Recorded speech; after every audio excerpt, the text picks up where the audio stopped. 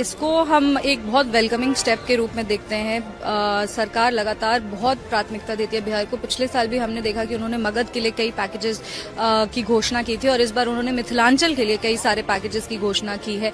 Food processing industry है, मखाना board है। मखाना board एफपीओस के माध्यम से चलेगा, जिससे जो मखाना का कल्टीवेशन करते हैं हमारे किसान, उनको ट्रेन किया जाएगा। कैसे मखाना को एक बहुत बड़ा इंडस्ट्री की तरह हम लोग स्थापित करेंगे, ये उसमें एक पहला कदम है।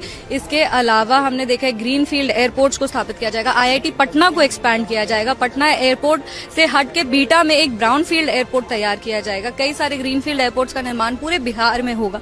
तो ये बहुत वेलकमिंग स्टेप है और ये हमारे पार्टी के राष्ट्रीय अध्यक्ष चिराग पासवान जी हमेशा कहते हैं बिहार फर्स्ट, बिहारी फर्स्ट। ये उस स्लोगन से अलाइन करता है।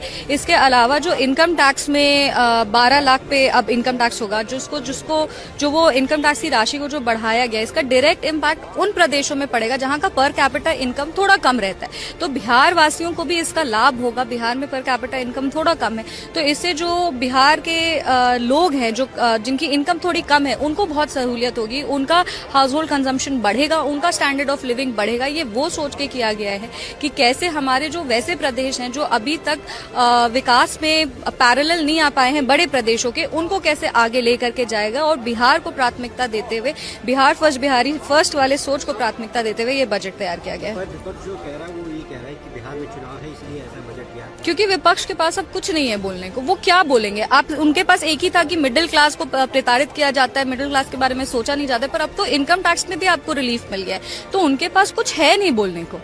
तो वो यही बोल रहे हैं कि चुनावी घोषणा है, पर ये चुनावी घोषणा नहीं है। क्योंकि हमने पिछले साल भी देखा था, जब हम लोग लोकसभा का चुनाव लड़के यहाँ पे आए थे और वो वाला जो बजट आया था उसमें भी बिहार को प्राथमिकता दी गई थी और आज भी बिहार को प्राथमिकता दी गई है और आने वाले समय में चुनाव के बाद भी बिहार को प्राथमिकता मिलेगी।